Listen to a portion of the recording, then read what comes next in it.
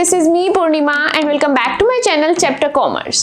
हम लोग हमारी फाइनेंशियल अकाउंटिंग का एक बहुत इंटरेस्टिंग एंड बहुत इंपॉर्टेंट चैप्टर पढ़ रहे हैं विच इज ब्रांच अकाउंटिंग।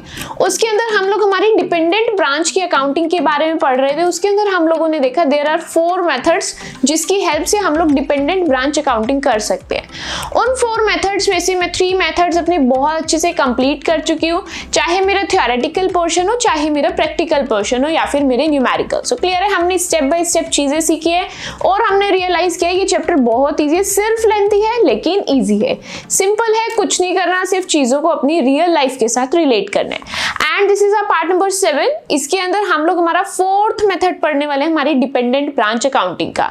क्या नाम है मेरे 4th मेथड का? Wholesale branch accounting method. कौन सा है? Wholesale branch accounting method.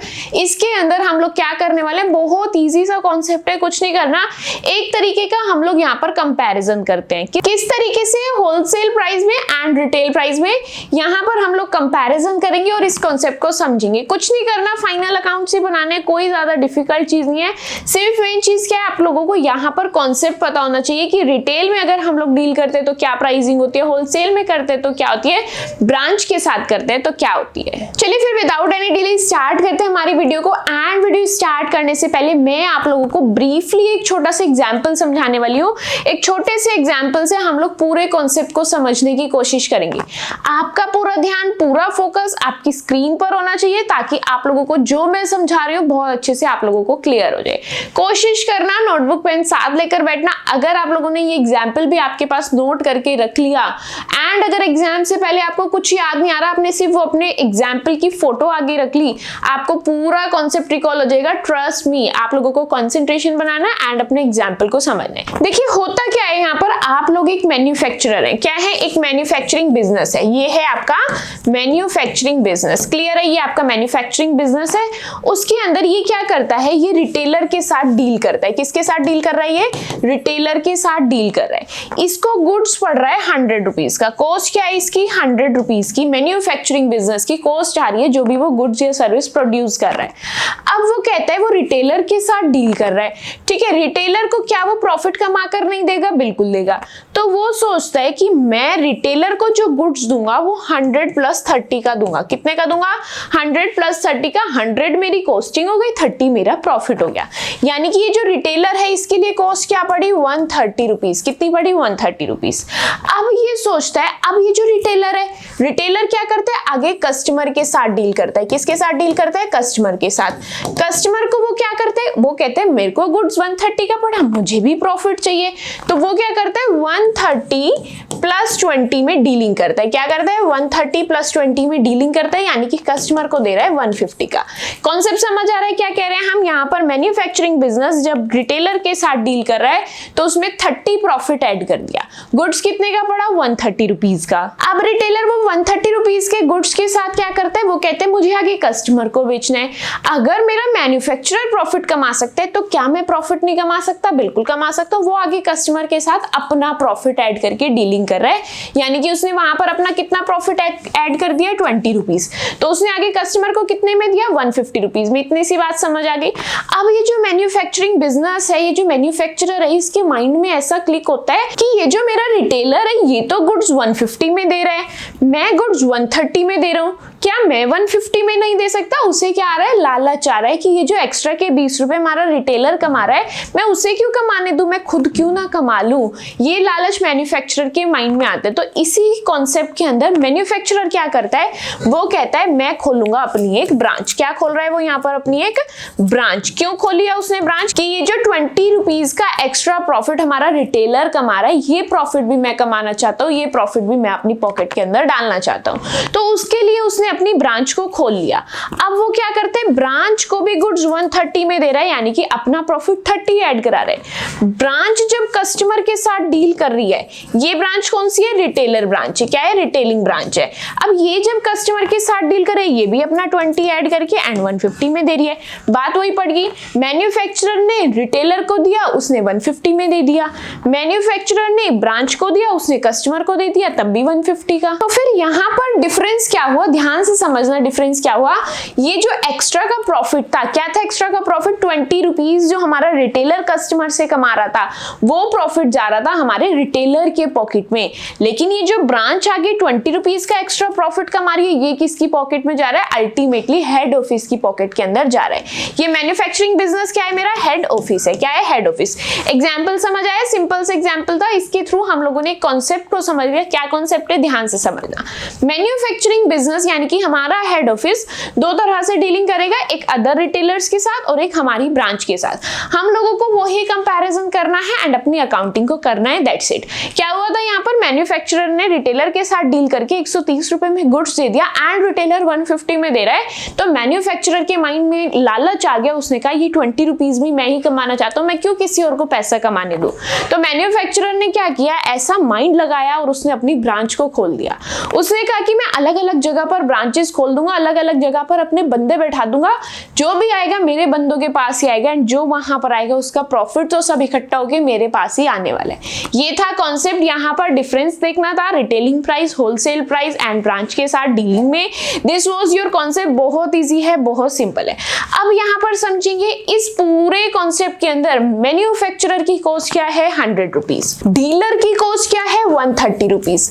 Branch की कॉस्ट क्या है? 130 रुपीज।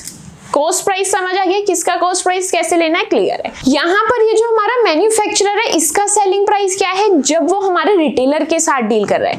वो है 130 रुपीज। वहीं अगर मैन्युफैक्चरिंग बिजनेस ब्रांच के साथ डील कर रहा है तो उसका सेलिंग प्राइस क्या है? 130 रुपीज, क्योंकि दोनों ही केसेस के अंदर मैन्युफैक्चरर हमारे जो अदर पार्टीज है उनको 130 रुपीज में गुड्स सेल कर रहा है। अब उसके बाद यहाँ पर क्या देखना है कि जो मेरा रिटेलर है उसका सेलिंग प्राइस क्या है? उसका सेलिंग प्राइस है 150 रुपीज। वहीं पर अगर मैं मेरी ब्रांच की बात करूं, उसका सेलिंग प्राइस क्या है? 150 रुपीज। यानी कि जो जितने में गुड्स बेच रहा है वो उसका सेलिंग प्राइस है, जिसको जितने में गुड्स मिल रहा है वो उसका कॉस्ट प्राइस है। प्रॉफिट कैसे निकालना है समझ आ रहा है? जिसको जितने का पड़ रहा है। सपोज मेरी ब्रांच को गुड्स पड़ रहा है 130 रुपीज का, ठीक है, एंड वो आगे सेल कर रहे हैं 150 रुपीज का। तो अगर मैं आप लोगों से पूछूं कि आपकी जो ब्रांच है उसका प्रॉफिट कितना है? 20 रुपीज का। आप लोगों को 150 से 100 नहीं माइनस करना, क्या माइनस करना है? 130। क्यों 130 माइनस करना है? क्योंकि कॉस्ट प्राइस से हम लोग सेलिंग प्राइस को माइनस करते हैं। Selling price minus cost price, तभी हमारा प्रॉफिट निकल करके आता है।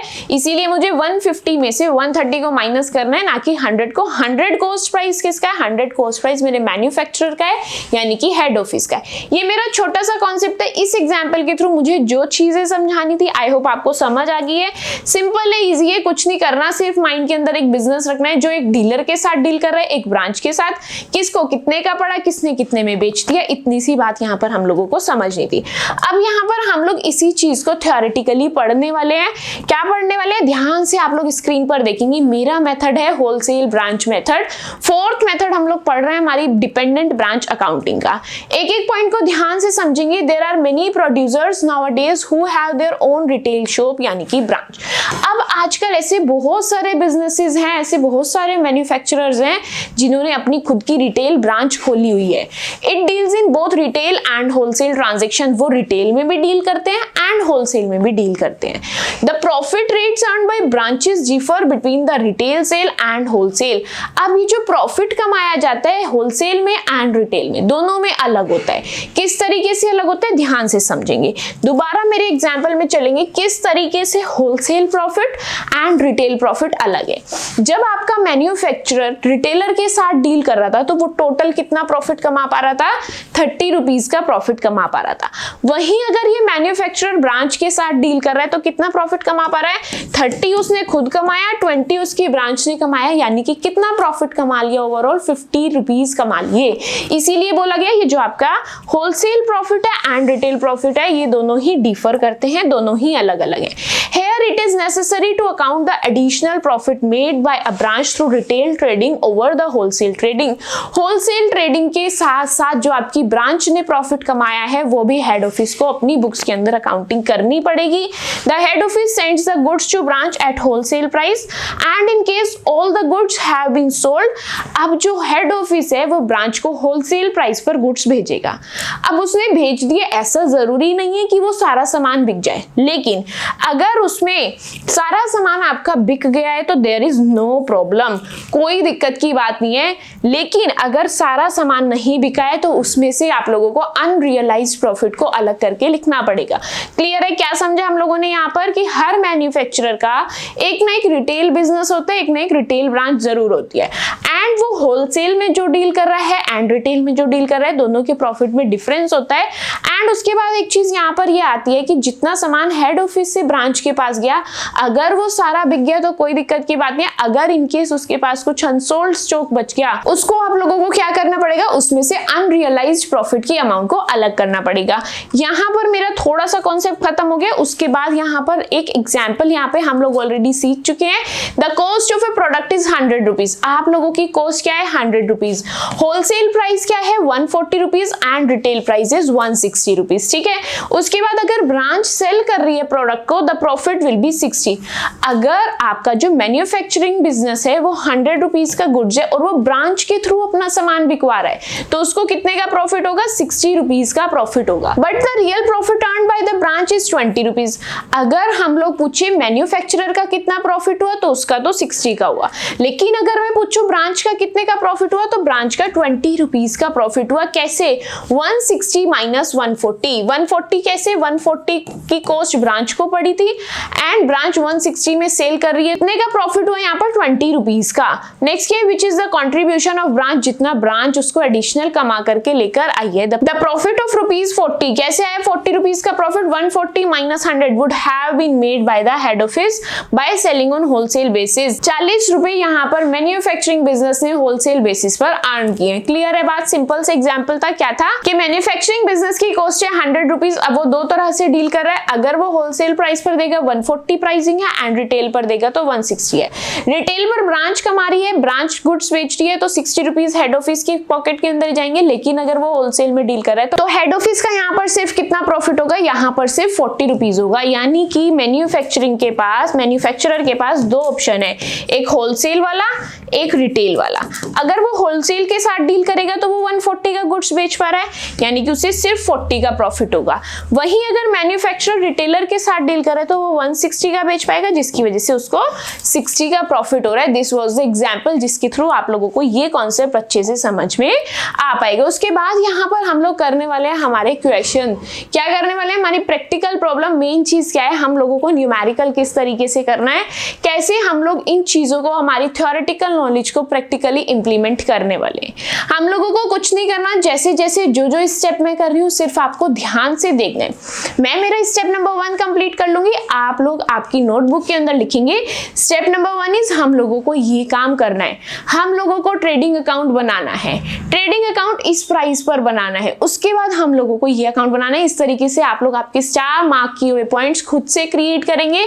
आप लोगों के कंफर्ट जोन के हिसाब से आपको क्या लैंग्वेज समझ आ रही है, किस तरीके से लिखना है। हिंदी में लिखना है, हिंदी में लिखो। इंग्लिश में लिखना है, इंग्लिश में लिखो। These are all your personal notes. आपके नोट्स कोई नहीं लेने वाला, कोई नहीं देखने वाला। सिर्फ आप लोग क्यों बना रहे हैं? ताकि आप लोगों को एग्जाम टाइम पे प्रॉब्लम ना हो। आप सिर्फ अपने स्टार पॉइंट्स निकालो, रीड करो, रिवाइज करो, कॉन्सेप्ट अच्छे से रिकॉल हो जाएंगे। क्लियर है? अब यहाँ पर स्टार्ट करते हैं हमारा न्यूमेरिकल क्वेश्चन।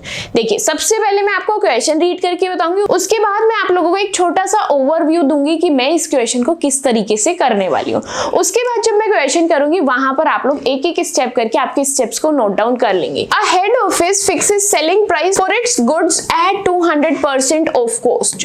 एक हेड ऑफिस है जो अपना सेलिंग प्राइस क्या कह रहा है? 200% ऑफ कॉस्ट। क्या कह रहा है? 200% ऑफ कॉस्ट। 200% ऑफ कॉस्ट का मतलब समझ आ रहा है? यानी कि कॉस्ट आप लोगों को यहाँ पर नहीं पता है तो मैं क्या करूंगी? Let cost is equals to 100 rupees. क्या करूंगी मैं यहाँ पर? Let cost is equals to 100 rupees. ध्यान से कॉन्सेप्ट को समझना। Let cost be ₹100। क्या है कॉस्ट? 100 रुपीज। ध्यान से कॉन्सेप्ट को समझना ताकि चीजें आपको अच्छे से समझ आए। उसने कहा सेलिंग प्राइस आपकी कॉस्ट का 200% होगा, यानी कि डबल होगा। तो मैं अगर मेरे सेलिंग प्राइस की बात करूं तो मेरा सेलिंग प्राइस कितना होगा? 200 रुपीज। कितना होगा मेरा सेलिंग प्राइस? 200 रुपीज। क्या इतनी बात समझ आ रही है? सिंपल है या नहीं? बहुत सिंपल है। अब उसके बाद मुझे क्वेश्चन के अंदर क्या कहा? Goods are sent to branch at 25% less than the selling price. आप लोग जो ब्रांच को गुड्स भेजेंगे वो कितने प्राइस पर भेजेंगे? आपका जो सेलिंग प्राइस है, सेलिंग प्राइस क्या है? 200 रुपीज। 200 रुपीज में से आप लोग 25% लेस कर देंगे। क्या कर देंगे? 25% लेस कर देंगे। यानी कि इस बात को कैसे लिखना है, यहां पर मैं लिखूंगी ब्रांच के लिए क्या प्राइस है, ब्रांच प्राइस। ब्रांच प्राइस के लिए उन्होंने कहा सेलिंग प्राइस में से, सेलिंग प्राइस मतलब 200 में से 25% लेस। क्या करना है? 25% लेस। 200 में से 25% को माइनस कर दो, जो आपकी अमाउंट है वो आपके ब्रांच के लिए प्राइस यहाँ पर रेडी है। And it will be 150 rupees. कितना है? 150 रुपीज। यानी कि यहाँ पर मेरी ब्रांच का प्राइस क्या हो गया? 150 रुपीज। आगे बढ़ते हैं क्वेश्चन के अंदर। आगे क्या कहा है? And to other dealers at 20% less than the selling price. यानी कि ये अदर डीलर के साथ भी डीलिंग करें तो यहाँ पर लिखेंगे डीलर्स प्राइस। क्या लिखेंगे? Dealers price. डीलर को कितने का पड़ा? सेलिंग प्राइस का, सेलिंग प्राइस मींस 200 रुपीज का 20% कम। 20% कम मतलब 200 माइनस 20%। एंड 200 माइनस 20% कितना होता है? रुपीज 160। कितना होता है? रुपीज 160। क्लियर है इतनी सी बात? यहाँ पर मेरा क्वेश्चन समराइज हो गया। क्वेश्चन के अंदर क्या बोला? जो आपका बिजनेस है उसकी कॉस्ट पता नहीं थी, लेकिन आपको सेलिंग प्राइस की इंफॉर्मेशन दी थी कि सेलिंग प्राइस 200% ज्यादा है आपकी कॉस्ट की। तो मैंने यहाँ पर कॉस्ट को 100 मान लिया एंड सेलिंग प्राइस उसका डबल है तो 200 रुपीज हो गया। ब्रांच के लिए कहा कि सेलिंग प्राइस में से आप 25% माइनस कर दो, वो आपका ब्रांच का प्राइस है। मैंने वो कर दिया तो मेरी ब्रांच का प्राइस आ गया 150 रुपीज। एंड डीलर के लिए क्या बोला? अगर आप उसमें से 20% लेस कर दोगे तो डीलर का प्राइस बन जाएगा। तो मैंने सेलिंग प्राइस में से 20% को लेस कर दिया and it will be rupees 160 and ये आपके डीलर का प्राइस है। प्राइसिंग कैसे सेट की है ये समझ आ गया? सिंपल है ये? नहीं, बहुत सिंपल है। अब क्वेश्चन कैसे करना है ध्यान से समझेंगे। उसके बाद मुझे क्वेश्चन में कुछ नहीं बोला, calculate the profit at the head office at the branch separately from the following information. यहां पर आप लोगों को आपकी ब्रांच का, आपकी हेड ऑफिस का सेपरेट प्रॉफिट कैलकुलेट करना है, अलग अलग प्रॉफिट कैलकुलेट करना है। प्रॉफिट कैलकुलेट करना है, मैंने मेरा फाइनल अकाउंट्स वाला चैप्टर पढ़ा है, वहां पे तो मैं आराम से मेरा प्रॉफिट कैलकुलेट कर सकती हूँ। तो यानी कि यहाँ पर मैं क्या बनाने वाली हूँ? मेरा trading and profit and loss account. क्या बनाने वाली हूँ? Trading and profit and loss account. तो मुझे मेरे फॉर्मेट समझ आ गया, मेरा कॉन्सेप्ट समझ आ गया कि मुझे यहाँ पर trading and profit and loss account बनाने। तो मैं एक एक करके अपनी पजल को सॉल्व करती जाऊंगी। मैं अपने trading and profit and loss account का यहाँ पर फॉर्मेट रेडी करती हूँ। तो ये फॉर्मेट हो गया मेरा ट्रेडिंग अकाउंट का। आप लोग भी आपके फॉर्मेट मेरे साथ साथ रेडी कर लेंगे ताकि क्वेश्चन को मेरे साथ सॉल्व कर पाओ एंड अपनी कंफ्यूजन्स को दूर कर पाओ। ये सेकंड हो गया मेरा प्रॉफिट एंड लॉस अकाउंट का फॉर्मेट। अब इसके अंदर एक बात ध्यान देने वाली है कि यहाँ पर मेरे अमाउंट के कॉलम 2 पोर्शंस में डिवाइडेड है। पर्टिकुलर्स अमाउंट फॉर्मेट होता था मेरे फाइनल अकाउंट्स का, लेकिन क्वेश्चन में मुझे बोला आपको हेड ऑफिस एंड ब्रांच दोनों का अलग अलग बनाना है। तो मैंने क्या करा, मैंने चीजें तो सेम ही लिखनी है, मुझे बस क्या करना है अमाउंट्स अलग अलग फिल करनी है। हेड ऑफिस वाली की हेड ऑफिस में, ब्रांच वाले की ब्रांच में। तो मैंने मेरे अमाउंट के कॉलम को 2 इक्वल पोर्शंस में डिवाइड कर दिया ताकि मैं अपनी अमाउंट को डिफरेंशिएट कर पाऊं। अब फिर इसके बाद मैंने मेरे फॉर्मेट रेडी कर लिए, मैंने मेरी एक और पजल सॉल्व कर ली कि क्वेश्चन सॉल्व करते टाइम मुझे कौन सा अकाउंट बनाना है। उसके बाद कुछ नहीं करना, मुझे यहाँ पर कुछ चीजें गिवन है, इन कुछ चीजों को अपने trading and profit and loss account के पास मुझे लेकर के जाना है। सिंपल है इतनी सी बात। अब उसके बाद समझेंगे मुझे यहाँ पर क्या करना है। क्या मुझे यहाँ पर बस इतना ही अकाउंट बनाना है या मुझे कुछ और बनाने की जरूरत है? ध्यान से इस इंफॉर्मेशन से आपको कैसे आइडिया लेना है मैं आपको यहाँ पर समझाने वाली हूँ। अब अगर यहाँ पर मेरे trading and profit and loss की बात हो रही है तो मैं अगर ट्रेडिंग अकाउंट का फॉर्मेट याद करूं, डेबिट साइड में ओपीडी। ओपीडी क्या है फुल फॉर्म नहीं पता, डिस्क्रिप्शन बॉक्स में फाइनल अकाउंट्स का लिंक मिल जाएगा, वहां पर हम लोगों ने ट्रेडिंग अकाउंट के अंदर ये शॉर्ट फॉर्म सीखी थी। ओपीडी मतलब डेबिट साइड में O means opening stock, P for purchases, G for direct expenses, credit side में सीएस यानी कि क्लोजिंग स्टॉक एंड सेल्स। तो ओपीडी चेक करते हैं, ओ गिवन है, पी गिवन है, डी गिवन है, एक्सपेंसेस भी मेरे यहाँ पर हैं। एंड उसके बाद क्रेडिट साइड में सी एंड एस, मेरे को एस यहाँ पर दे रखी है, क्या मुझे सी यानी कि मेरा क्लोजिंग स्टॉक यहाँ पर गिवन है? नहीं गिवन है, यानी कि किसी तरीके से मुझे यहाँ पर मेरा क्लोजिंग स्टॉक निकालना पड़ेगा। एंड मैं किस तरीके से मेरे क्लोजिंग स्टॉक को निकालूंगी ध्यान से समझेंगे। स्टॉक निकालना है तो क्या मुझे स्टॉक अकाउंट बनाना पड़ेगा? बिल्कुल।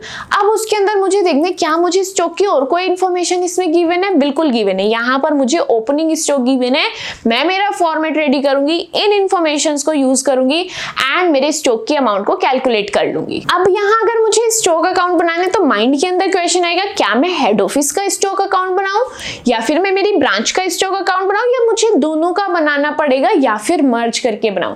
तो यहाँ पर मैं ट्रेडिंग अकाउंट कैसे बना रही हूँ? हेड ऑफिस का अलग, ब्रांच का अलग। तो मुझे स्टॉक अकाउंट भी कैसे बनाना पड़ेगा? हेड ऑफिस का अलग एंड ब्रांच का अलग। तो यहाँ पर हम लोगों के फॉर्मेट्स हैं, हम इन फॉर्मेट्स को अपना नेम दे देते हैं। ये है मेरा ब्रांच स्टॉक अकाउंट। क्या है? ये मेरा ब्रांच स्टॉक अकाउंट। क्लियर है? नेक्स्ट क्या होगा? मेरा head office stock account. Next one क्या होगा? मेरा हेड ऑफिस स्टॉक अकाउंट। मैंने दोनों के लिए अपना अलग अलग फॉर्मेट रेडी कर लिया अपने स्टॉक अकाउंट के लिए। क्लियर है? अब इसके अंदर आपके पास ऑप्शन था, जैसे हम लोगों ने trading and profit and loss account का किया कि अमाउंट को 2 इक्वल पोर्शंस में डिवाइड कर लिया। चाहे आप वैसे कर लेना, चाहे आप लोग इंडिविजुअली कर लेना। ये आप लोगों का एक टाइप से वर्किंग नोट है, मुझे आपको इंडिविजुअली सिखाना है इसलिए मैं सिखा रही हूँ। जैसे ही आपको क्वेश्चंस की प्रैक्टिस हो जाए, क्वेश्चन पे ग्रिप बन जाए, तो आप लोग आपके इस फॉर्मेट को भी एक ही साथ मर्ज करके बना सकते हैं। अमाउंट के कॉलम को 2 इक्वल पोर्शंस में डिवाइड करना, एक साइड हेड ऑफिस लिखना, एक साइड ब्रांच, एक फॉर्मेट से भी आप लोगों का काम चल जाएगा। यहाँ पर आप लोगों को चीजें नीटली एंड क्लीनली समझ आए, इसीलिए मैंने अलग अलग से यहाँ पर फॉर्मेट रेडी किया है। अब कुल मिलाकर यहाँ मेरे सभी फॉर्मेट्स रेडी हैं, मुझे अपने क्वेश्चन का सिर्फ सॉल्यूशन करना है। अब मेरे जितने भी ये फॉर्मेट्स है, कौन कौन से? हेड ऑफिस वाला एंड ब्रांच वाला। कौन सा? स्टॉक अकाउंट का। ध्यान से समझना, ध्यान से सुनना बात को। मैंने अभी तक क्या किया? मैंने क्वेश्चन रीड किया, ब्रांच का प्राइस निकाल लिया, डीलर का प्राइस निकाल लिया एंड अपनी कॉस्ट को मान लिया 100 रुपीज। उसके बाद मैंने मेरे फॉर्मेट्स रेडी किए। एक फॉर्मेट था ट्रेडिंग अकाउंट का, एक था प्रॉफिट एंड लॉस अकाउंट का, एंड अभी मैंने जो बनाए हैं वो है ब्रांच एंड हेड ऑफिस की स्टॉक अकाउंट के फॉर्मेट। अब इतने सारे फॉर्मेट्स हम लोगों के रेडी हो गए। अब माइंड के अंदर क्वेश्चन आ रहा है कि मुझे यहाँ पर प्राइसिंग क्या यूज करनी है, मैं क्या अमाउंट्स को यहाँ पर फिल करूंगी। तो जितने भी मेरे स्टॉक अकाउंट है उनको मैं कॉस्ट प्राइस पर बनाऊंगी। किस पर बनाऊंगी? मेरे कॉस्ट प्राइस पर हम लोग हमारे स्टॉक अकाउंट को बनाने वाले हैं। चाहे मेरी ब्रांच का स्टॉक अकाउंट है, चाहे मेरे हेड ऑफिस का स्टॉक अकाउंट है, तो मेरे टोटल जितने भी स्टॉक अकाउंट बनेंगे मेरे बनेंगे कॉस्ट प्राइस पर। क्लियर है इतनी बात? कॉस्ट प्राइस पर आप लोगों को आपका स्टॉक अकाउंट बनाना है। एंड अगर हम लोग यहाँ पर बात करें trading and profit and loss account की, जिस तरीके से हम लोग हमारे फाइनल अकाउंट्स के अंदर आंख बंद करके अपनी अमाउंट्स को उठाकर सेट करते थे हमारे ट्रेडिंग अकाउंट के अंदर, हमारे प्रॉफिट एंड लॉस अकाउंट के अंदर, वैसे ही हम लोगों को करना है। कुछ चेंज नहीं करना, कोई माइंड नहीं लगाना है अपनी अमाउंट के अंदर, कुछ नहीं करना। चीजें पढ़ते जाओ, अकाउंट के अंदर पहुंचाते जाओ, चीजें पढ़ो, अकाउंट के अंदर पोस्टिंग करो। क्लियर है? अब यहाँ पर कैसे क्या चीज पढ़नी है, क्या चीज पोस्ट करनी है, ध्यान से समझना। सबसे पहली इंफॉर्मेशन यहाँ पर मुझे गिवन है ओपनिंग स्टॉक की। क्या गिवन है? ओपनिंग स्टॉक की। तो मैं ओपनिंग स्टॉक क्या ट्रेडिंग अकाउंट के अंदर लिखती हूँ? बिल्कुल ओपनिंग स्टॉक। अब यहाँ पर अलग अलग अमाउंट है, एक तरफ हेड ऑफिस की अमाउंट है, एक तरफ ब्रांच की अमाउंट है। तो हेड ऑफिस वाली अमाउंट को हेड ऑफिस में लिखेंगे, ब्रांच वाली अमाउंट को ब्रांच में लिखेंगे।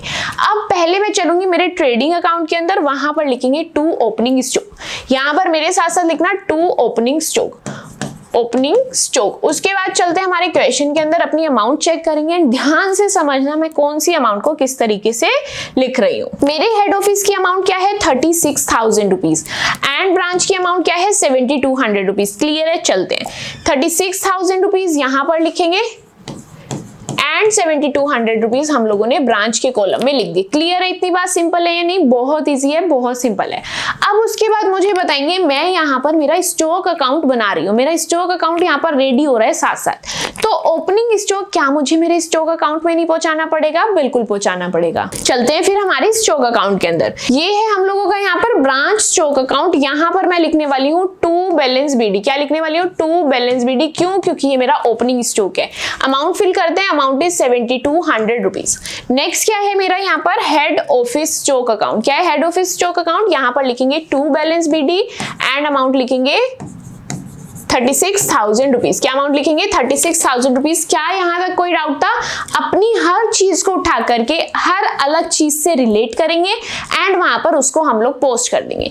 ध्यान रखना इस बात का, हेड ऑफिस स्टॉक अकाउंट किस पर बना रहे हैं? कॉस्ट प्राइस पर बना रहे हैं।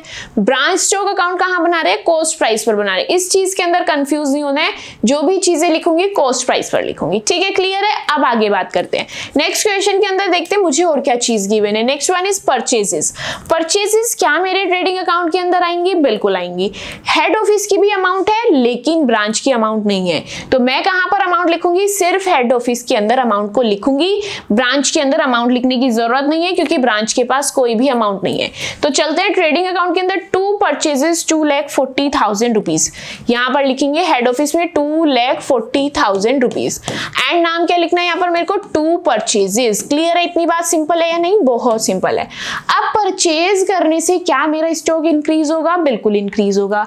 तो क्या मुझे यहाँ पर स्टॉक अकाउंट में जाना चाहिए? बिल्कुल। मैं किसके स्टॉक अकाउंट में जाऊं? हेड ऑफिस के या फिर ब्रांच के? मुझे मेरे हेड ऑफिस के स्टॉक अकाउंट में जाना पड़ेगा। उसकी डेबिट साइड मुझे स्टॉक बढ़ाना पड़ेगा। वहां पर अमाउंट लिख के आते हैं 2,40,000 रुपीज। यहां पर आ गए हम लोग हमारे हेड ऑफिस के स्टॉक अकाउंट के अंदर एंड यहां पर फिल करेंगे 2 परचेजेस। क्या लिखेंगे यहाँ पर? 2 परचेजेस एंड अमाउंट क्या लिखेंगे? 2,40,000 रुपीज। क्लियर है बात? आगे बढ़ते हैं। मेरा परचेजेस वाला पार्ट भी खत्म हो गया। 2 चीजें मैंने यहाँ पर अपनी उठा करके पोस्ट कर दी। बिल्कुल ईजी है, बिल्कुल सिंपल है। फाइनल अकाउंट्स वाला चैप्टर यूज करना है। पीछे जितने मेथड्स पढ़े हैं छोटे छोटे से पॉइंट्स हम लोगों को उसके यूज करने हैं। नेक्स्ट देखते हैं यहाँ पर मुझे क्वेश्चन के अंदर इसके अलावा क्या चीजें गिवन है। नेक्स्ट है यहाँ पर मेरा गुड्स सेंट टू ब्रांच। क्या है गुड्स सेंट टू ब्रांच? इसकी पोस्टिंग कहाँ कब कैसे करनी है अभी समझ आएगा। एक एक करके चीज को समझना। Goods sent to branch, head office ने ब्रांच को गुड्स भेजे। क्या ये हेड ऑफिस के लिए सेल्स बन गई? क्या हेड ऑफिस के पास से गुड्स गया, यानी कि एक तरीके से ये हेड ऑफिस की सेल्स हुई। तो क्या ये ट्रेडिंग अकाउंट के अंदर आएगा? बिल्कुल आएगा। किस साइड आएगा? सेल्स हम लोग किस साइड लिखते हैं? By side. तो ये भी किस साइड आएगा? बाय साइड ही आएगा। यहाँ पर चलते हैं सबसे पहले ट्रेडिंग अकाउंट के अंदर और यहाँ पर लिखेंगे by goods sent to branch. Goods sent to branch कितनी अमाउंट है? यहां पर हम लोग अमाउंट को चेक करेंगे एंड अपनी अमाउंट को फिल कर देंगे। अमाउंट है यहाँ पर 67,500। क्या है अमाउंट? 67,500। मैंने यहाँ पर अमाउंट को फिल कर दिया। अब उसके बाद मुझे एक चीज समझाएंगे। हेड ऑफिस ने ब्रांच को गुड्स भेज दिया, तो हेड ऑफिस के लिए वो सेल्स हो गई। मैंने क्रेडिट साइड लिख दी by goods sent to branch. अब अगर हेड ऑफिस ने अपनी ब्रांच को गुड्स भेजा है तो क्या ब्रांच के पास गुड्स आया है? बिल्कुल आया है। तो क्या वो ब्रांच की परचेजेस हो गई? बिल्कुल। तो मैं यहाँ पर क्या लिखूंगी? To goods received from head office. क्या लिखेंगे? To goods received from head office. Clear है? अमाउंट कितनी है? 67,500। क्या है अमाउंट? 67,500। उसको मैंने ब्रांच के कॉलम में लिख दिया। कॉलम आप लोगों को ध्यान में रखना है। हेड ऑफिस के लिए सेल थी तो हेड ऑफिस के कॉलम में यहाँ पर मेरी अमाउंट है एंड सेल्स वाला इसके साथ ट्रीटमेंट हुआ है। ब्रांच के लिए उसके पास गुड्स आया यानी कि ब्रांच के लिए परचेजेस है, तो अमाउंट किसके कॉलम में? ब्रांच के कॉलम में। एंड लिखा क्या है मैंने? To goods receive from head office. Clear है? इतनी सी बात, सिंपल है। अब यहाँ पर आप लोगों को एक चीज देखनी है। क्या चीज देखनी है? हेड ऑफिस के पास से गुड्स गया। क्या गया? हेड ऑफिस के पास से गुड्स गया। चलते हैं। अगर हेड ऑफिस के पास से गुड्स गया तो यहाँ पर किस साइड आएगा? क्रेडिट साइड आएगा। तो यहाँ पर लिखेंगे by goods sent to branch. क्या लिखेंगे? By goods sent to branch. उसके बाद क्या करना है? गुड्स कितने का था यहाँ पर? 67,500 का। कितने का था? 67,500 का। मैं मेरी अमाउंट को डायरेक्टली बाहर क्यों नहीं लिख रही हूँ? क्योंकि ये मेरा कॉस्ट प्राइस नहीं है। उसने सेल किस में किया होगा? उसने सेलिंग प्राइस पर दिया होगा। अगर हेड ऑफिस अपना गुड्स ब्रांच को भेज रहा है तो उसने किस प्राइस पर दिया होगा? उसने अपने सेलिंग प्राइस पर दिया होगा, जो उसका डीलिंग प्राइस है अपनी ब्रांच के साथ। डीलिंग प्राइस क्या है उसका? 150 रुपीज। कहां पे निकाला था मैंने 150 रुपीज? ये रहा। यहाँ पर ध्यान से देखना, ब्रांच को वो किस प्राइस पर दे रहा है? 150 रुपीज पर दे रहा है। अब गुड्स सेंट टू ब्रांच से मेरा स्टॉक कम हो रहा है। मैं मेरे हेड ऑफिस स्टॉक अकाउंट के अंदर गई, स्टॉक कम हो रहा है तो मैंने क्रेडिट साइड लिख दिया। लेकिन अमाउंट कैसे लिखनी है? ध्यान से समझना। ये जो 67,500 है ये मेरी कॉस्ट नहीं है, ये तो मेरा सेलिंग प्राइस है। एंड ये अकाउंट मुझे किस पर बनाना है? सीपी पर, यानी कि मेरे कॉस्ट प्राइस पर बनाना है। कॉस्ट प्राइस कैसे निकलेगा? ध्यान से समझना। ये 67,500 क्या है आप लोगों का? सेलिंग प्राइस है। एंड अगर आप लोग ब्रांच के साथ डील कर रहे हैं तो उसका प्राइस क्या है? 150 रुपीज। तो आप 150 से डिवाइड कर देंगे। क्या कर देंगे? 150 से डिवाइड कर देंगे। एंड उसकी कॉस्ट क्या है? 100 रुपीज। तो आप लोग उससे 100 से मल्टीप्लाई कर देंगे। क्या किया मैंने, यहाँ पर मुझे कॉस्ट प्राइस पर निकालना था। तो ये जो 67,500 है यानी कि 67,500 रुपीज है, ये आप लोगों का सेलिंग प्राइस है जिसमें आप लोगों ने ब्रांच को भेजा है। एंड ब्रांच को भेजा है, ब्रांच को किस रेट पर भेजते हैं, 150 रुपीज के हिसाब से आप भेजते हैं। तो मैंने उससे डिवाइड कर दिया एंड मल्टीप्लाई कर दिया 100 से, क्योंकि 100 is my cost price. Multiply divide करेंगे, अपनी अमाउंट को आप लोग अमाउंट के कॉलम में लिख देंगे and your amount will be 45,000 rupees. क्या अमाउंट होगी यहाँ पर आप लोगों की, 45,000 रुपीज। अब इसका नेक्स्ट इफेक्ट देखते हैं। हमारे हेड ऑफिस के पास से स्टॉक गया था, तो मैं मेरे हेड ऑफिस स्टॉक अकाउंट में आई, स्टॉक कम कर दिया क्रेडिट साइड में लिख के। लेकिन ये स्टॉक अल्टीमेटली आया किसके पास है, ये स्टॉक हमारी ब्रांच के पास आया है। क्या आया है, ये मेरे ब्रांच के पास स्टॉक आया है। तो मैं यहाँ पर आ गई, मेरी ब्रांच के पास स्टॉक आया है, स्टॉक बढ़ा है, तो क्या करेंगे, डेबिट करेंगे एंड यहाँ पे लिख देंगे to goods received, to goods received from head office. क्या लिखेंगे, to goods received from head office. And बारी है यहाँ पर अमाउंट लिखने की, ये समझना है यहाँ पर अमाउंट क्या लिखी जाएगी। एक बात को ध्यान से समझेंगे, 67,500 रुपीज में हेड ऑफिस ने ब्रांच को भेजा है। तो ब्रांच की कॉस्ट प्राइस क्या है, ब्रांच का कॉस्ट प्राइस तो 67,500 ही रहेगा, क्योंकि उसको वो गुड्स कितने का पड़ा है, 67,500 का। तो यहाँ पर मुझे मेरी अमाउंट चेंज करने की नीड नहीं है, यहाँ पर मैं क्या लिखूंगी, 67,500। क्यों, ये अकाउंट भी मुझे कॉस्ट प्राइस पर बनाना है। एंड क्या ये 67,500 इसका कॉस्ट प्राइस नहीं है, बिल्कुल इसका कॉस्ट प्राइस ये ही है। क्यों, क्योंकि जिसको जितने में गुड्स पड़ता है वो उसका कॉस्ट प्राइस होता है।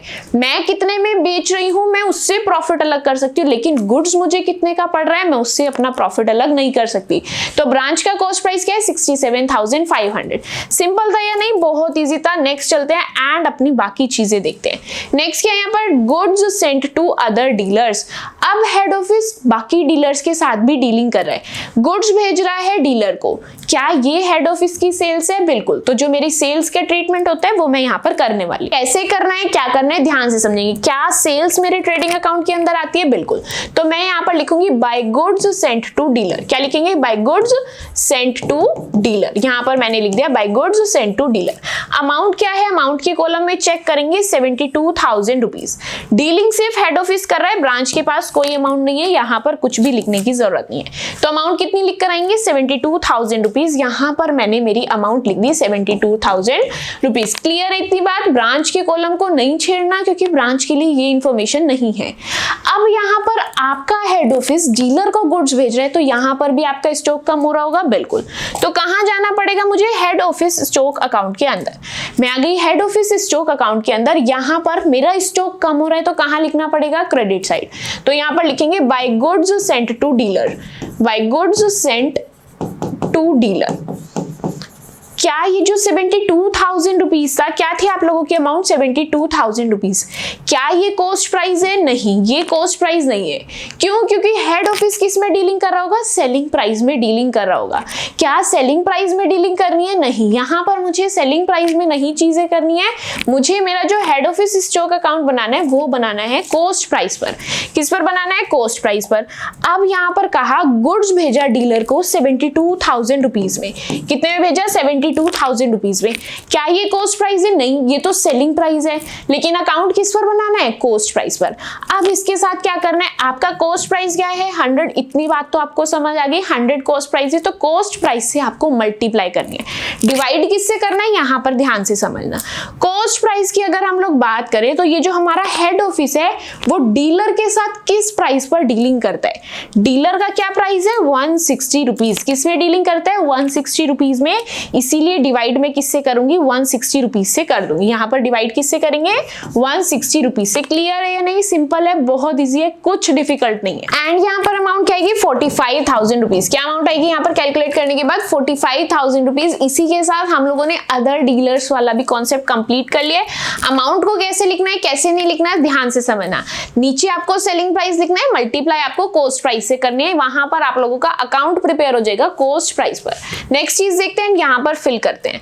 उसके बाद यहाँ पर क्या गिवन है, सेल्स टू कस्टमर्स। क्या सेल्स मेरे ट्रेडिंग अकाउंट के अंदर आती है? बिल्कुल। तो क्या लिखना है मुझे, अब ये सेल्स हेड ऑफिस भी कर रहा है एंड ब्रांच भी कर रहा है, तो मैं जाऊंगी मेरे ट्रेडिंग अकाउंट के अंदर, यहाँ पर लिख देंगे बाय सेल्स। क्या लिखेंगे यहाँ पर, बाय सेल्स। अमाउंट फिल कर देंगे। हेड ऑफिस की कितनी अमाउंट है, 1,80,000 एंड ब्रांच की है 92,000। यहाँ पर लिखेंगे 1,80,000 एंड यहाँ पर लिख देंगे 92,000। क्लियर है? इतनी बात सिंपल है। अब उसके बाद एक एक अकाउंट के अंदर जाना है एंड इन चीजों को हम लोगों को पोस्ट करना है। अब क्या सेल्स करने से आपका स्टॉक डिक्रीज नहीं हुआ होगा? बिल्कुल हुआ होगा। तो सबसे पहले मैं चलती हूँ मेरे हेड ऑफिस स्टॉक अकाउंट के अंदर। कहाँ चलेंगे? हेड ऑफिस स्टॉक अकाउंट के अंदर। यहां पर मैं आ गई एंड यहां पर मैंने क्या की है, बाय सेल्स। सेल्स की है कितने में, 1,80,000 रुपीज में। कितने में की है, 1,80,000 रुपीज में। अब यहाँ पर मुझे एक बात का जवाब देंगे, क्या ये सेल्स आप लोगों ने कॉस्ट प्राइस पर की है? नहीं। अकाउंट किस पर बनाना है, कॉस्ट प्राइस पर। सेल्स आप लोगों ने कॉस्ट प्राइस पर की है? नहीं। सेल्स हम किस पर करते हैं, हमारे सेलिंग प्राइस पर करते हैं। किस पर करते हैं, सेलिंग प्राइस पर करते हैं। अब अगर कॉस्ट प्राइस निकालना है तो क्या करना पड़ेगा, 100 से तो मल्टीप्लाई करना पड़ेगा। एंड सेलिंग प्राइस क्या है वो यहाँ पर ध्यान से समझना ना। आपका सेलिंग प्राइस 150 है, ना आपका सेलिंग प्राइस 160 है। सेलिंग प्राइस कस्टमर के साथ क्या है, यहाँ पर समझेंगे। सेलिंग प्राइस कस्टमर के साथ क्या है, 200 रुपीज का। तो यानी कि यहाँ पर डिवाइड किससे करना पड़ेगा, 200 रुपीज से करना पड़ेगा।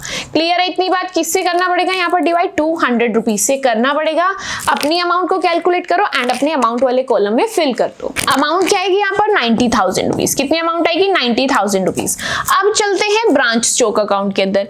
क्या ब्रांच ने भी सेल्स की है? बिल्कुल। तो क्या ब्रांच का भी स्टॉक कम हुआ होगा? बिल्कुल। तो कहां जाना पड़ेगा, ब्रांच स्टॉक अकाउंट के पास जाना पड़ेगा। 92,000 की सेल्स की है। यहां पर मैं आ गई मेरे ब्रांच स्टॉक के पास, यहां पर लिखेंगे बाय सेल्स। क्या लिखेंगे, बाय सेल्स। कितने की सेल्स थी, 92,000 रुपीज की। कितने की सेल्स की थी यहाँ पर हम लोगों ने, 92,000 रुपीज की। अब ये जो 92,000 रुपीज है, क्या ये आपका कॉस्ट प्राइस है? नहीं। हम लोग सेल्स सेलिंग प्राइस पर करते हैं, यानी कि ये जो मेरा 92,000 रुपीज है ये मेरा सेलिंग प्राइस है। क्लियर है? इतनी सी बात। ये मेरा सेलिंग प्राइस है तो मुझे इसको किस में कन्वर्ट करना पड़ेगा, कॉस्ट प्राइस में। किस में कन्वर्ट करना पड़ेगा, कॉस्ट प्राइस में। कन्वर्ट करने के लिए 100 से मल्टीप्लाई। 100 क्यों, क्योंकि मेरा कॉस्ट प्राइस यहाँ पर 100 है। 100 इज नॉट मैंडेटरी की क्वेश्चन कोई भी हो आपका 100 ही मल्टीप्लाई होगा, ऐसा नहीं है। 100 यहाँ पर मेरा कॉस्ट प्राइस है एंड इसीलिए मैं यहाँ पर बार बार 100 से मल्टीप्लाई कर रही हूँ। सेलिंग प्राइस क्या है मेरा, 200 रुपीज। क्लियर है? 200 क्यों लिखा, कहां से लिखा, कैसे लिखा, यहाँ पर डिवाइड करने 200 से, अमाउंट कैलकुलेट करो एंड अपने अमाउंट वाले कॉलम में फिल कर दो। क्या अमाउंट आएगी कैलकुलेट करने के बाद, 69,000 रुपीज। क्या अमाउंट आएगी, 69,000 रुपीज। नेक्स्ट देखते हैं, यहाँ पर मेरा सेल्स वाला पार्ट भी खत्म हो गया। लास्ट चीज बचती है यहाँ पर, लास्ट वन क्या है यहाँ पर, एक्सपेंसेस। क्या चीज गिवन है, एक्सपेंसेस। कुछ नहीं बोला तो कौन से expenses, indirect expenses. And indirect expenses कहां पर आते हैं, प्रॉफिट एंड लॉस अकाउंट के अंदर। अमाउंट क्या है, 40,000 एंड 4,000। चलते हैं मेरे प्रॉफिट एंड लॉस अकाउंट के अंदर एंड यहां पर लिखेंगे 40,000 एंड 4,000। 40,000 हेड ऑफिस का है, 4,000 ब्रांच का है एंड यहां पर लिखेंगे 2 एक्सपेंसेस। क्या लिखेंगे, 2 एक्सपेंसेस। क्लियर है बात, सिंपल है या नहीं, बहुत सिंपल है। मैंने मेरी सभी चीजें यहां पर लिख दी हैं। अब करते हैं हमारे अकाउंट्स की टोटलिंग एंड उनकी बैलेंसिंग। उसके बाद यहाँ पर हम लोगों को अभी कुछ चीजें और करनी है, वो ध्यान से समझेंगे। सबसे पहले क्या करना है, मुझे अकाउंट की टोटलिंग एंड बैलेंसिंग करनी है। मैं आ गई मेरे हेड ऑफिस स्टॉक अकाउंट के अंदर, टोटलिंग करेंगे, बैलेंसिंग फिगर निकालेंगे। यहाँ पर मेरा डेबिट साइड का टोटल बढ़ा है तो मैं लिख रही हूँ 2,76,000। क्या लिखेंगे, 2,76,000 रुपीज। उसी को मैंने इस साइड भी लिख दिया, यानी कि मेरे क्रेडिट साइड भी लिख दिया। अब निकालनी है मुझे balancing figure and balancing figure मेरी क्रेडिट साइड में आ रही है एंड उसको मैं किस नाम से लिखूंगी, बाय बैलेंस सीडी के नाम से। क्यों, क्योंकि ये मेरा क्लोजिंग स्टॉक है। क्या है, ये मेरा क्लोजिंग स्टॉक है। बैलेंसिंग फिगर कैलकुलेट करेंगे, अमाउंट को फिल कर देंगे। जल्दी बताएंगे क्या अमाउंट आ रही है यहाँ पर। My amount is 96,000 rupees. क्या अमाउंट आ रही है, 96,000 रुपीज। यानी कि हेड ऑफिस का क्लोजिंग स्टॉक कितना है, 96,000 रुपीज। एंड क्लोजिंग स्टॉक मुझे कहाँ लिखना होता है, ट्रेडिंग अकाउंट के अंदर। तो मैं आ गई यहाँ पर ट्रेडिंग अकाउंट के अंदर 96,000 रुपीज को लिख दिया एंड लिखेंगे बाय क्लोजिंग स्टॉक। क्या लिखेंगे, बाय क्लोजिंग स्टॉक। क्लियर है इतनी बात या नहीं, बहुत इजी है, बहुत सिंपल है। अब उसके बाद चलते हैं हमारे ब्रांच स्टॉक अकाउंट के अंदर। ब्रांच स्टॉक अकाउंट मेरा ये रहा, टोटलिंग करो, डेबिट साइड का टोटल बड़ा है, यहाँ पर टोटल लगाएंगे एंड दोनों साइड अपना टोटल लिख लेंगे। कितनी अमाउंट है, 74,700। यहाँ पर भी लिख लेंगे 74700। अब कुछ नहीं करना, क्रेडिट साइड की चीजें माइनस करो एंड यहाँ पर अपनी बैलेंस सीडी निकाल लो। क्या है यहाँ पर, ये भी मेरा बाय बैलेंस सीडी है एंड ये जो मेरी बैलेंसिंग फिगर है ये किस चीज की है, क्लोजिंग स्टॉक की है। क्लियर है बात। अमाउंट चेक करते हैं, यहाँ पर लिखते हैं। आया है यहाँ पर 5700 रुपीज। क्या अमाउंट लिखेंगे, 5700 रुपीज। ये मेरा क्लोजिंग स्टॉक है ब्रांच स्टॉक अकाउंट का। चलते हैं ट्रेडिंग अकाउंट के अंदर, 5700 रुपीज लिखने वाले हैं हम लोग यहाँ पर। 5700 रुपीज ये क्लोजिंग स्टॉक है मेरी ब्रांच का। क्लियर है, सिंपल है या नहीं, बहुत सिंपल है। अब क्या करना है, अब हमारे ट्रेडिंग अकाउंट की टोटलिंग करो एंड यहाँ पर ग्रॉस प्रॉफिट या फिर ग्रॉस लॉस निकालना है। क्या टोटल आएगा यहाँ पर, 415500, 415500 एंड यहाँ पर आएगा 97700। इस साइड भी लिखेंगे 97700। दोनों साइड का टोटल कर लिया। अब मुझे निकालना है ग्रॉस प्रॉफिट। मैं यहाँ पर लिखूंगी 2 ग्रॉस प्रॉफिट। क्या लिखेंगे, 2 ग्रॉस प्रॉफिट। ये है आप लोगों की बैलेंसिंग फिगर एंड ये जो आपके क्लोजिंग स्टॉक आए ये आए हैं आपके वर्किंग नोट से। आपको ये समझने के लिए, ये अमाउंट निकालने के लिए वर्किंग नोट को रेफर करना पड़ेगा। जल्दी से बैलेंसिंग फिगर कैलकुलेट करते हैं, दोनों का ग्रॉस प्रॉफिट चेक करते हैं। मेरा ग्रॉस प्रॉफिट कितना आ रहा है, 139,500 and 23,000 rupees. These are the gross profit. ये आप लोगों का हेड ऑफिस का है एंड ये आप लोगों का ब्रांच का है। अब मैं ग्रॉस प्रॉफिट को कहां ट्रांसफर करती हूँ, मेरे प्रॉफिट एंड लॉस अकाउंट के अंदर। तो चलते हैं 139,500। मैं कहां पर ट्रांसफर करूंगी, 139,500 एंड ब्रांच का कितना है, 23,000 रुपीज। कितना है, 23,000 रुपीज। यहां पर लिख देंगे बाय ग्रॉस प्रॉफिट। कहां से आई है, आप लोगों के ट्रेडिंग अकाउंट से आया है। मैंने क्या किया, मैंने मेरे दोनों स्टॉक अकाउंट का टोटल किया, बैलेंसिंग फिगर निकाली, वहां से मेरा क्लोजिंग स्टॉक आया। उस क्लोजिंग स्टॉक को उठाकर मैं ट्रेडिंग अकाउंट के अंदर लेकर आई एंड उसको वहां पर लिख दिया। उसके बाद मैंने टोटलिंग करी, बैलेंसिंग फिगर निकाली एंड जो मेरे ट्रेडिंग अकाउंट की बैलेंसिंग फिगर होती है वो या तो ग्रॉस प्रॉफिट होती है या फिर ग्रॉस लॉस होती है। अब वहां पर मेरा ग्रॉस प्रॉफिट आ चुका, मेरी बैलेंसिंग फिगर आ चुकी, उसको मुझे कहां ट्रांसफर करना होता है, ट्रेडिंग अकाउंट से हम लोग आते हैं प्रॉफिट एंड लॉस अकाउंट के अंदर। तो मैंने उसको प्रॉफिट एंड लॉस अकाउंट के अंदर ट्रांसफर कर दिया है। अब उसके बाद जो एक बात और यहाँ पर सीखने वाली है वो ये है, जब हम लोग इसका इंट्रोडक्शन पढ़ रहे थे वहां पर मैंने आपको एक पॉइंट समझाया था कि हेड ऑफिस कहता है कि जितना गुड्स ब्रांच के पास भेज दिया, अगर सब बिक गया तो वेल एंड गुड, बहुत अच्छी बात है। लेकिन अगर सब कुछ नहीं बिका तो जितना स्टॉक आपके पास बच गया उसमें से अनरियलाइज्ड प्रॉफिट हेड ऑफिस को निकालना पड़ेगा। क्या करना पड़ेगा, ब्रांच के पास जो गुड्स भेजा है उसमें से अगर कुछ बच गया उसका अनरियलाइज्ड प्रॉफिट हेड ऑफिस को निकाल के रखना पड़ेगा। कैसे निकालना है उसको, यहां पर ध्यान से समझेंगे। यहां पर आप लोगों को चेक करना है कि ब्रांच के पास क्लोजिंग स्टॉक कितना बचा है, 5700 रुपीज। अब क्या करना है, 5700 रुपीज का अनरियलाइज्ड प्रॉफिट निकालना है एंड ट्रेडिंग अकाउंट का अनरियलाइज्ड प्रॉफिट कहां निकालूंगी, प्रॉफिट एंड लॉस अकाउंट के अंदर जाकर। कैसे, यहां पर ध्यान से देखेंगे। यहां पर मैं लिखूंगी 2 स्टॉक रिजर्व। क्या लिखेंगे, 2 स्टॉक रिजर्व। किस चीज की बात हो रही है यहाँ पर, अनरियलाइज्ड प्रॉफिट की बात हो रही है। ठीक है, अनरियलाइज्ड प्रॉफिट की बात हो रही है, वो भी किसके, क्लोजिंग स्टॉक के। अमाउंट को कैसे कैलकुलेट करना है, ध्यान से समझेंगे। क्लोजिंग स्टॉक कितने का है, 5700 रुपीज का है। 5700 रुपीज का सेलिंग प्राइस क्या है, 150 रुपीज। तो मैंने उसको उससे डिवाइड कर दिया। 100 रुपीज जब मुझे कॉस्ट प्राइस निकालना होता था तो मैं 100 से मल्टीप्लाई करती थी। अब मुझे प्रॉफिट निकालना है तो किससे मल्टीप्लाई करेंगे, 50 से मल्टीप्लाई करेंगे एंड यहाँ पर आप लोगों की अमाउंट आ जाएगी। 5700 का क्लोजिंग प्राइस है, क्लोजिंग स्टॉक है आप लोगों का। 150 रुपीज आप लोगों का सेलिंग प्राइस है। प्रॉफिट कितना है, 50 रुपीज का, उससे मल्टीप्लाई कर दिया, अपनी अमाउंट चेक करेंगे एंड अनरियलाइज्ड प्रॉफिट की अमाउंट यहाँ पर आ जाएगी। It will be 1900 rupees. कितनी है, 1900 रुपीज। ध्यान से समझना, ये जो स्टॉक लिया है ये स्टॉक लिया है ब्रांच का। स्टॉक की अमाउंट किसकी ली है, ब्रांच की। लेकिन फिल कहां पर करेंगे, हेड ऑफिस के कॉलम में। क्लियर है इतनी बात। क्लोजिंग स्टॉक जो मैंने उठाया वो ब्रांच का उठाया है, लेकिन फिल कहां पर कर रही हूं, मेरे हेड ऑफिस के पास, क्योंकि मुझे स्टेटमेंट में कहा गया था ब्रांच के पास जितना स्टॉक बच जाएगा उसका अनरियलाइज्ड प्रॉफिट कौन लेगा, हेड ऑफिस को निकाल कर रखना पड़ेगा। क्लियर है बात, समझ आ गई। अब यहाँ पर एक पॉइंट और सीखना है। मैंने अनरियलाइज्ड प्रॉफिट अलग कर लिया, अब क्या चीज यहाँ पर रहती है, ध्यान से देखना। अब मैंने यहाँ पर मेरे क्लोजिंग स्टॉक का अनरियलाइज्ड प्रॉफिट निकाल लिया, मुझे मेरे ओपनिंग स्टॉक का भी अनरियलाइज्ड प्रॉफिट निकालना पड़ेगा, क्रॉस में निकालना पड़ेगा। क्लोजिंग स्टॉक मेरा क्रेडिट साइड आता है, प्रॉफिट निकला डेबिट साइड। ओपनिंग स्टॉक मेरा डेबिट साइड आता है, प्रॉफिट निकलेगा उसका क्रेडिट साइड। तो मैं यहाँ पर लिखूंगी बाय स्टॉक रिजर्व। क्या लिखेंगे, बाय स्टॉक रिजर्व एंड यहाँ पर लिखेंगे अनरियलाइज्ड प्रॉफिट वो भी किस चीज का, आपके ओपनिंग स्टॉक का। किसका, आपके ओपनिंग स्टॉक का। चेक करते हैं आपके ओपनिंग स्टॉक की अमाउंट यहाँ पर क्या है, 7200 रुपीज। कितनी अमाउंट है, 7200 रुपीज। यहाँ पर मैं लिख रही हूँ 7200 रुपीज। प्रॉफिट कितना है आप लोगों का, 50 रुपीज। एंड आप लोगों का सेलिंग प्राइस क्या है, 150 रुपीज। कितना है सेलिंग प्राइस, 150 रुपीज। अब अमाउंट को कैलकुलेट करेंगे एंड आपका अनरियलाइज प्रॉफिट बताएंगे कितनी अमाउंट का आ रहा है। It will be 2400 rupees. यहाँ पर जो मैंने 7200 यूज किए वो किए हैं मेरी ब्रांच के, लेकिन अमाउंट लिखूंगी हेड ऑफिस के कॉलम में, क्योंकि सारा पैसे इकट्ठा करके किसको रखना है, हेड ऑफिस के पास रखना है। क्लियर है इतनी सी बात। अब यहाँ पर इसी के साथ आप लोगों का क्वेश्चन कंप्लीट हो गया। अकाउंट की टोटलिंग करेंगे एंड यहाँ पर आप लोगों का नेट प्रॉफिट या फिर नेट लॉस कैलकुलेट कर लेंगे। यहाँ पर आप लोगों का क्रेडिट साइड का टोटल बढ़ा रहा है and it is 141900 and it is 23,000 rupees. जल्दी से आप लोग भी मेरे साथ साथ टोटलिंग करेंगे एंड अपने क्वेश्चन को कंप्लीट करेंगे। 141900 एंड 23,000 रुपीज। अब बैलेंसिंग फिगर किस साइड आ रही है, डेबिट साइड आ रही है। एंड डेबिट साइड की बैलेंसिंग फिगर किस चीज की होती है, नेट प्रॉफिट की होती है।